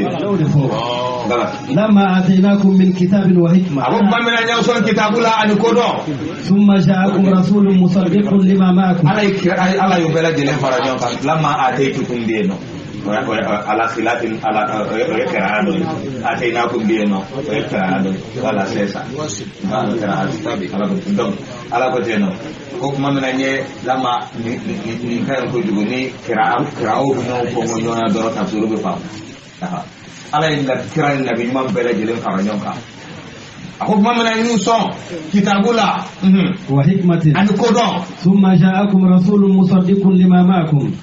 ako no ko be ni kirana na aw ma kiran mbaw tigiya tu'minun bihi la tu'minun bihi wala tansurunna ala ikra be la jelen faranyon ka ko ni mami ni sayyidina muhammadu ka wati be na aya la hiru ni kira be bolo mamuna yu son kitabula ku kan nabi mawi da ka fo kira na numa no sayyidina muhammadu ye nani kira be ne ka kira la yu ka kira ya titir la ka tuba ko aka ka mande wallahi ala yu ni nga la tu'minuna bihi ay la tu'minuna ala yadi muhammadin wala tunsarunahu ay la tunsaruna muhammada abin man ya bolo abikla ka deme sayyidina muhammad ala ni da takra bela jele bolo ko todi qala aqrartum wa aqadtum ala dhalika ala da yo sabati ay me galla hiru gele al isru o de la hiru gele giri o de al isru ay la hiru gele ay amine nin kanwa qalu aqrarna ko kanya sabati qala fashhadu wa ana ma'akum min ash-shahidin akwai to ashira ko ne ala yare kira shire ma ni sayyidina muhammadu bela wati kirina ibi duga kiraya tiri ibabla kabala tu katuwafo aboy tugola da ne iga kirati da fade sayyidina muhammadu قال فاشهدوا وانا معكم من الشاهدين اشيري ان فنا بشيرا كفراكا فمن تولى بعد ذلك نما مي كودو ني بلا جيلم كوفه فاولئك هم الفاسقون اقولوا دي شيلي كلاوي ده افغير دين الله تبغون وله اسلم من دو بي من بيقول لا حل بنبي لا قدر دي بالولا قدر بيو قدر ني ان سيدنا لي نيو سيدنا لي قدر ني نيو دي اسابي بالولا Sayyidina Isa bi balola Sayyidina Idris bi balola chawra baw wa hukuma fani ni ba te kasi so sana shi hukuma fani amina ismu do ko min al asma' al idrisiyyati nabillahi idrisa aka to biyo alakum ala wala ismu azam min roge de ya da'irun bila fana'in wala zawala lil mumkin wa hada ya daimun bila fanain wala zawala li mulki mika amimi no botere mika donne fala mika donne fa asmaul idris ya yara ka do ka bo fami do ko ya rahmanu kulli shay'in wa rahimu ya rahman ne asmaul idris ya doy ya allahul mahmudu fi kulli fi'alihi ya allah ne asmaul idris ya doy donc asmaul idris ya do be ni mamba ka shi soro shi ku ya fani iba kala farda syaitan segi ya hayyu ya hayyu hina la hayya fi daymumiyati mulkihi wa baqaihi ya hayyu ya hayyu hina la hayya fi daymumiyati mulkihi wa baqaihi ya hayyu iba zikru ada hayyin syaitan segi itu suraga tawassul ke kanin kan nun tawafo ala ngede sidi nabillahi khadarima kasidi nabillahi idris sama kasidi sayyidina isa ma kasidi nabillahi ilyas sama ba asi chama be ala de bolo ala si chama bi mai ba wallahi bi si so ina koraka korofo ki koro ko ka jena ma ne bila afa ghayra dinillahi tabghuna afa ghayra dinillahi wa sayyidina ali al-khadri nyoyi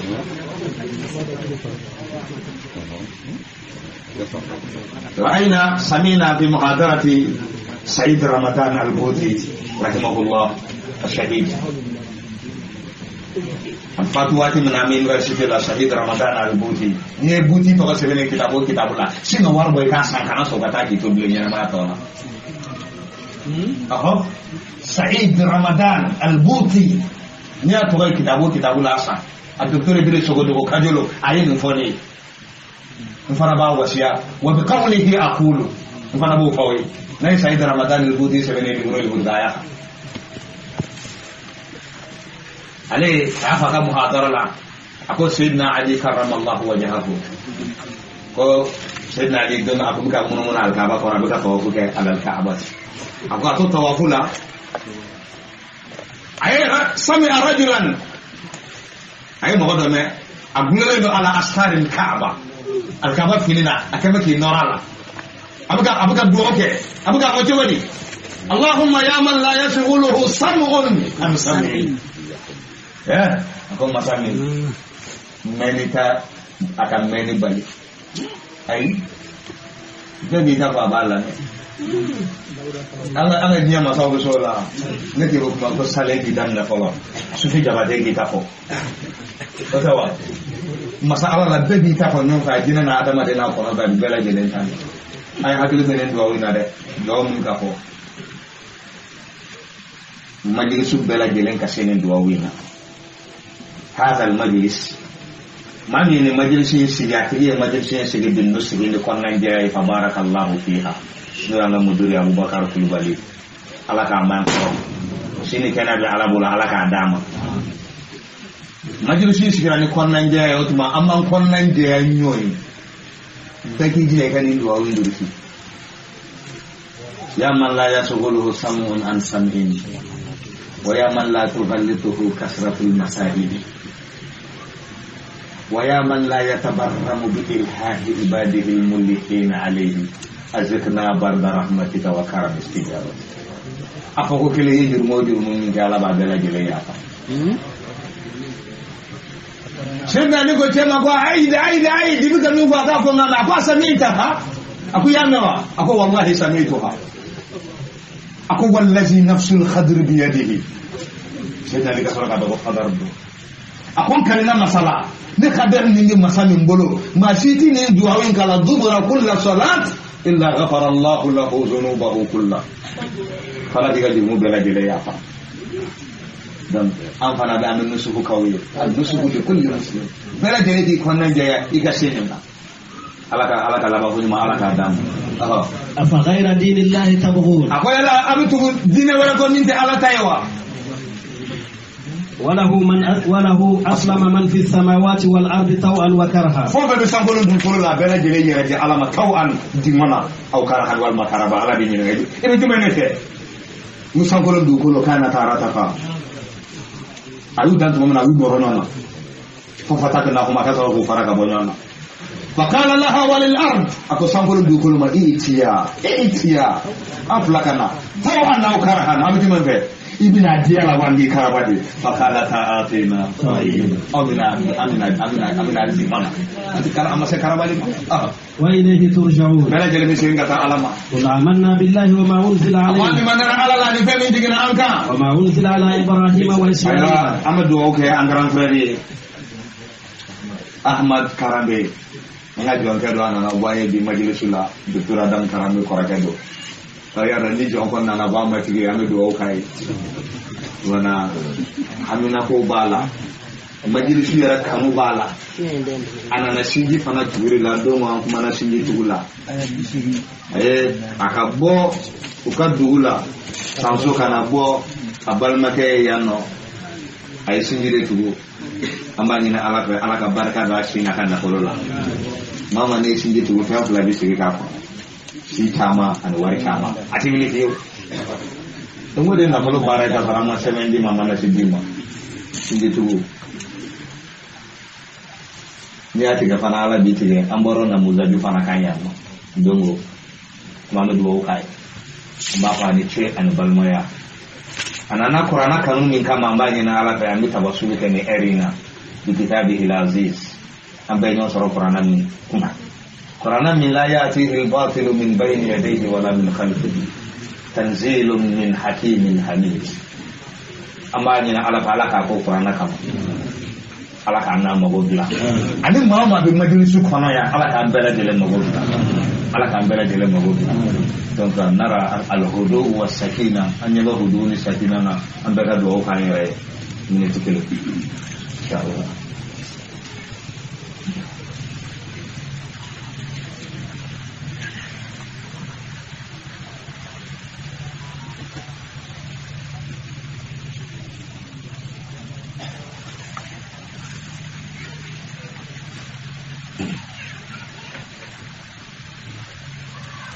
على كم بلا جل موجود. نقول يا بهجة الدين والدنيا ونورهما. آمين. وخير مدخر يوم المدخر اشفع لعبد شجي القلب مغترف لما جناه من الآثام مزدجر نبي الهدى ضاقت بنا الحال في الورى فذكرن دي saya dama kasih pendo di sufi jabate mama kaya mabi dama kasih ni fem ni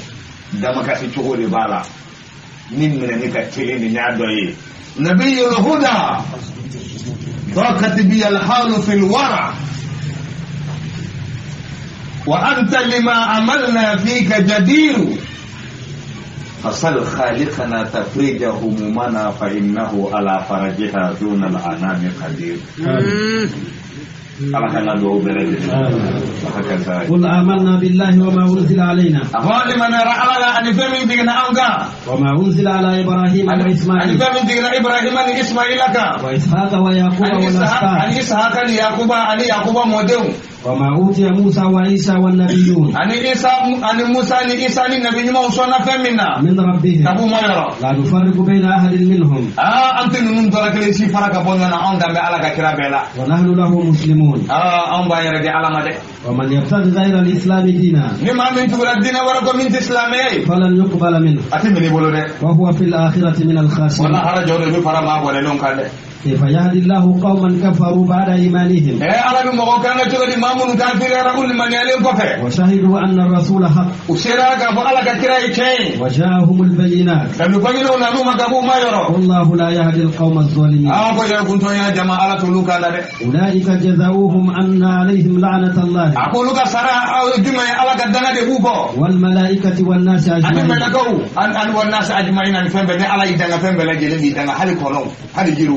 hadi tumu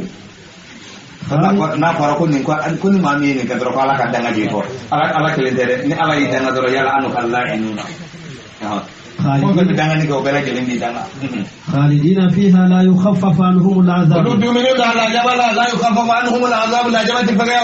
ولا هم ينصرون إلا الذين تابوا من بعد ذلك وأصلحوا فإن الله غفور رحيم. إن الذين كفروا بعد إيمانهم ثم ازدادوا كفرا لن تقبل توبتهم وأولئك هم الضالون. إن الذين كفروا وماتوا وهم كفار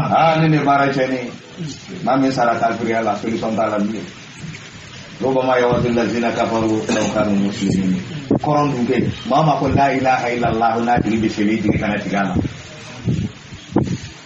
ما قل لا إله إلا الله لا تريد بشريك إتري كنا تجانا. نهذا مدين سارة كافر على جل تقول دينا. على كده وماتوا وهم كفار. قولوا سارة كافر على من بكى. ولن يقبل من أحدهم ملء الأرض ذهبا. هل يدخلوا فسانونا كادوما.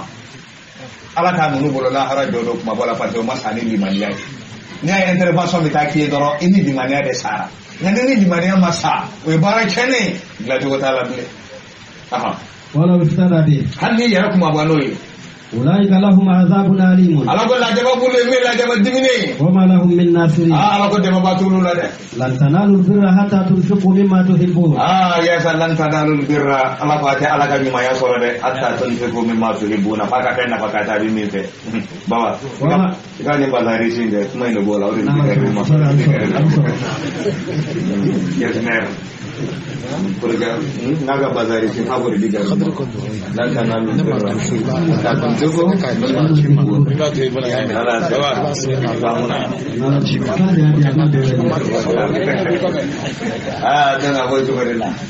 وما تنفقوا من شيء لا تكون فقاتي فإن الله به عليم. كل الطعام كان حلا لبني إسرائيل إلا ما حرم إسرائيل على نفسه. Yakuba ba aka bana do kuni Yakuba la bana ifura bora nyame nono ana sugune ina botara na ka sahabo fana kuma baraka nyame sugune pleni abi kabala bana ba adama dela kabala bana kabar jugu mana ke chugo mo do de la ka kirati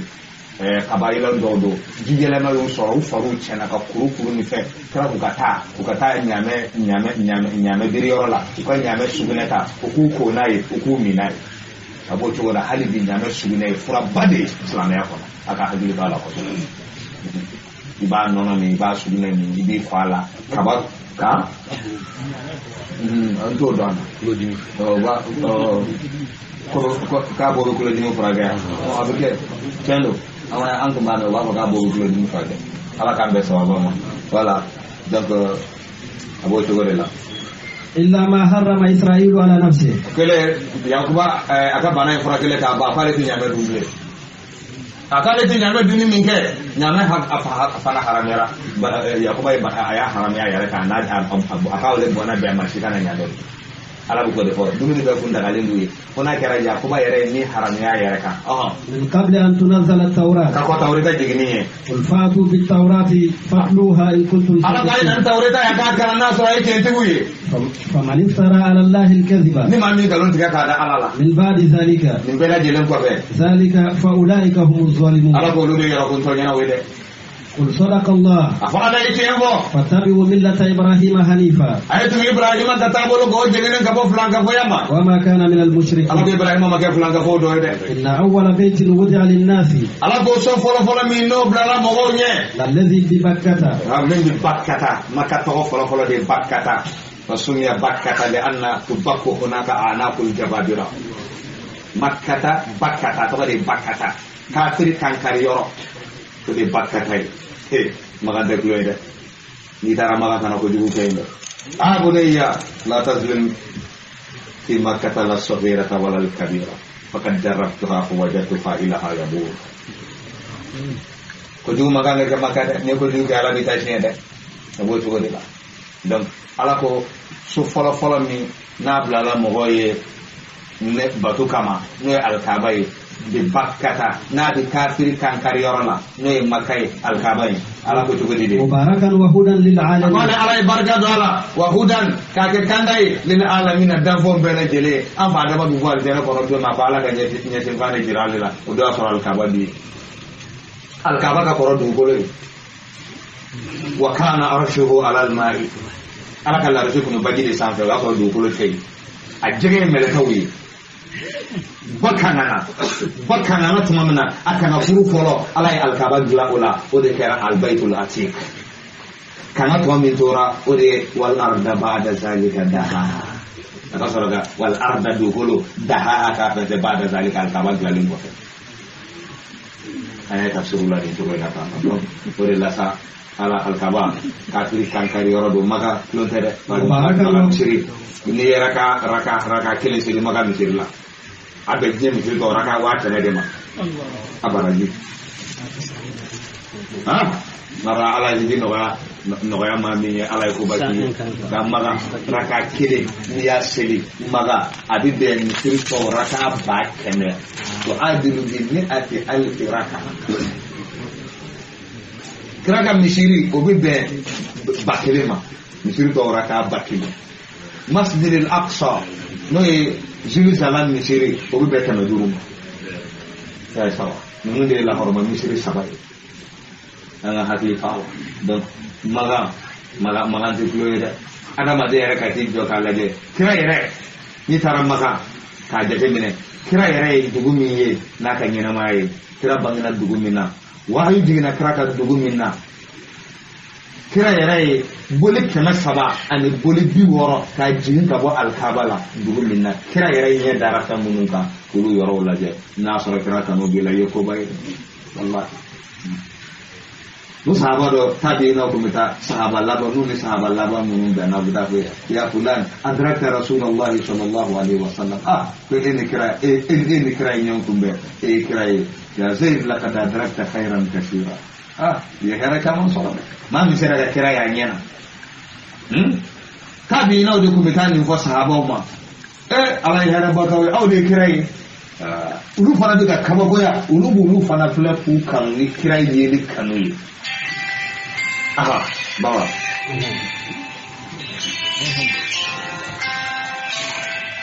إن أول بيت هدى للناس الذي ببكة مباركا وهدى للعالمين. أقول سوفل من أجلنا ما يبتو كما من كافر كان كاريورا لا نو بكة تاي أبورا بكة لا بكة كنا بلا ما كتلا. Aku telah dulu pokok biar doni na pun putala ya toko follow itu memang mau kuleja kau, kuleja kau, kamu kuleja kau ila putala, ya so,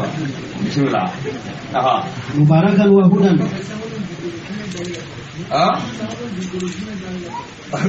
khalaqa as-samawati wal ard, sabur de kapal,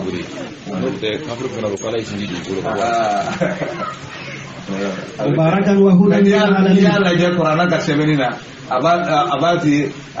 summa stawa ila sama fasawwahunna ko aya ni o jate mina ala ba innakum la takfuruna billazi khalaqal arda fi yawmayn kata ila qawli ta'ala faqaddara fiha aqwataha fi arba'ati ayyam sawa'an lisa'i alisa summa stawa ila sama ni o yɔrɔ lajɛ i b'a sɔrɔ a ye dugukolo dannen de fɔ ka sɔrɔ k'i kɛrɛnkɛrɛn ka taa sankolo la faqadahunna sab'a samawat ka sɔrɔ k'a dan k'a kɛ bili 7 ye mais an ye min bɛ masayɛko la o de ye ala k'an bɛɛ sababa. إن أول بيت وضع للناس الذي ببكة مباركا وهدى للعالمين. Ala ko mubarakan apargayelen wa hudan lil alamin ako kanda bala dantong yede. فيه آيات بينات مقام إبراهيم. Ayatun bayyinatun ako ayaw bala munum banginendo makamu Ibrahim no Ibrahim joray Ibrahim bi joddo mila ajora faraka bi kal kaba jomina ala e fara ke bafo atoga di fara automatique di ni Ibrahim bi kaba joka tadi yele nai Ibrahim se ba tadi yele nai ma tara se al kaba sera hotel tayo matmana al kaba fara jora ya matmoka Ibrahim ka sala ka do ko ala bil tajini ni ne al kaba la jere ka na tani wode ni o fara Ibrahim se no bala anana tafsir ibn kasir kono wa mautu Ibrahim fi sawti rutbatan ala qadamihi hafiyan ghayru na'im abakon dan o se Ibrahim se no ne be farala arabu ya laje arabu yɛrɛ kun b'a essayer pour que u ka da la k'a fɔ maa min ni nabilahi Ibrahima yɛrɛ ye cai u bɔlen don fɛn bɛɛ lajɛlen na dancogo bɛɛ lajɛlen na maa si se ma se ka da farancɛ ka kɛ comme Ibrahima ta fo n'a kɛra Seydina Muhammad sallallahu alaihi wa sallam. Donc o de ye makamu Ibrahima jɔyɔrɔ de y'o ye fitiri b'a la n'i taara mata i b'a sɔrɔ yen ale o ye kabakoba dɔ ye o de Ala ko wattakazu min makami Ibrahima musalla u ka nabila Ibrahima u ka a jɔyɔrɔ u k'a minɛ k'a kɛ seliyɔrɔ ye a b'o cogo de la Ala k'an bɛ sababa a bɛ kɛ. ومن دخله كان آمنا. Ala ko ومن دخله ni maa min donna lahɔrɔmaso in kɔnɔ kana aminan a ye daya tigi danaya kana sɔn tɔɔrɔ ka s'a ma y'a ye nin de insha'un ji'at bihi ala sighati al-khabar bima'na aminu man dakhala al-bayta. Maa min donna lahɔrɔmaso in kɔnɔ man dakhalahu kana aminan bima'na aminu man dakhala al-bayt. Ala ko ni maa min donna lahɔrɔmaso in kɔnɔ a kana sɔn tɔɔrɔ k'a tigi sɔrɔ dɛ. A kana sɔn tɔɔrɔ k'a sɔrɔ maa o maa bɛ alikaba la maa o maa bɛ haramu kɔnɔ a kɔnɔw tɛ faga a kɔnɔ sogoniw olu tɛ faga a jakuma tɛ faga fo n'a kɛra fɛn 5 ye fɛn 5 dɔrɔn de bɛ yen o de bɛ se ka faga Maka kelu kɔnɔ a b'a fɔ haramu kɔnɔ Ala y'a lahɔrɔmaya nin yɔrɔ in hali a jiriw tɛ tigɛ a kɛ bɛ forêt de ye ka bila yen nɔ o fɛn 5 ye jumɛn khamsu fawasiqa tustahallu fil hilli wal haram fɛn 5 fasiki 5 olu de bɛ faga a fɔlɔfɔlɔ ye jumɛn alhayyatu sa bɛ faga wal aqrabu o jumɛn bunteli wal fa'aratu o jumɛn ɲinɛ fana fasiki dɔ ɲinɛ yɛrɛ ka fasikiya pour que ka da ɲinɛ yɛrɛ ka fasikiya la na ɲinɛ n'a ye tiɲɛni kɛ a bɛ sin ka wuli k'a jɔ a sen 2 kan ka kini filɛ ka numan filɛ n'a sɔrɔ mɔgɔ tɛ yen a bɛ continuer ni halaki ye ɲinɛ donc kira ko ten a ko fasiki fɛn 5 de bɛ yen an y'a fɔ ten nɔ an ko sa ani ɲinɛ ani bunteli ani ngana kɔnɔ al-ghurabu a tɛ ngana in dɔn al-ghurabu ni al-ghurabu min yankuru dawab n'a bɛ dabɔ sujud وكذلك ما ذا الكلب العقور wulu min bɛ yen n'a bɛ mɔgɔ adamadenw ci a ka mɔgɔ fasatigɛ wulu voilà donc khamsatu fawasik a tɛ dan ninnu dama ma dɛ usulu cɛw ko ta'liqul hukm bil ism al mustaqil yadullu ala anna ma minhu al ishtiqaq alayhi al ism alayhi al hukm ta'liqul hukm bil ism al mustaqil ko yadullu ala anna ma minhu al ishtiqaq alayhi al hukm ati dan dama ma fon fe min be ni man kana na kara fasige ni ga hukumu mulaka hal ne fe duru ni ala kan be sawa ala ko ja ko man dakhalahu kana aminan ni ma min dona la harama mishirin kono ayati gidanaya tora kana soro walillahi ala an-nasi hajjul bait man istata'a ilayhi sabila walillahi ala an-nasi hajjul bait la harama so hijili ala ya farda ya mogoka man istata'a ilayhi sabila ni ala yasidi man makata maga ala ka sedama ومن كفر فإن الله غني عن العالمين ما من هذه توارث سورني بركة ما ومن كفر الله تبي كافر يا مو أصول كودو المستنبطون ما منهم كيف استنباط يا نقول يا كوني ما من هذه توارث سور إبانا كذا فكر كفر تبي كافر يا ومن كفر ni ma min fitiri wali yara alama hiji war soro lem ko ka bankata ay hadisa era bala ko ma min be da hiji ta war soro abana kata hiji ko digitila ko ma ti digila inchita ika sa yahudi alama au nasrani wal ma ka sa yahudi ala wal ma ka sa nasarayala kam maganta war soro ka bankata ambara islamo fembi maga ni mata maga ito donde era ka kira yaro da yaro laje kata laje khairul mursalin Muhammad sallallahu alaihi wasallam kata bakra era kabula ka ko ne sidna kira era dale flene sidna bakar flafaro sidna umar flafaro kakla ka boy kata ila baqiqil gharqan kata baqiya kaburdunna tabina mawadi kono ko kira ka sahaba mawata ka to dale laje Allahu akbar. Alakan ko ini. قل يا أهل الكتاب لم تكفرون بآيات الله Ako kita budung ko mungkin mau kafiran alaka ayowi. والله شهيد على ما تعملون Alay sey masaya abu kan membara. قل يا أهل الكتاب Ako kita budung ko لم تصدون عن سبيل الله mungkin mau mengoda tu ka alaka serama. من آمن تبغونها عوجا Amin liman yara bulu nyini ni dengan ni. وأنتم شهداء Kasara aw isere yo ka. وما الله بغافل عما تعملون Ala makin ni masaya abu kan membara. يا أيها الذين آمنوا Ya aw mamu liman yara. تطيعوا فريقا من الذين أوتوا الكتاب Jama kuno do be na yo lulla batu kita budung ko la. يردوكم بعد إيمانكم كافرين Ali man anan ko ko ka kafiri de. فكيف تكفرون وأنتم تتلى عليكم آيات الله Abu kafira to be kasara alaka ayo buka kalauka. وفيكم رسوله Alaka kira ira bawcala. ومن يعتصم بالله Ni mami purone alaye. فقد هدي إلى صراط Ko مستقيم di kandara kata serat ga klele ma. صدق الله العظيم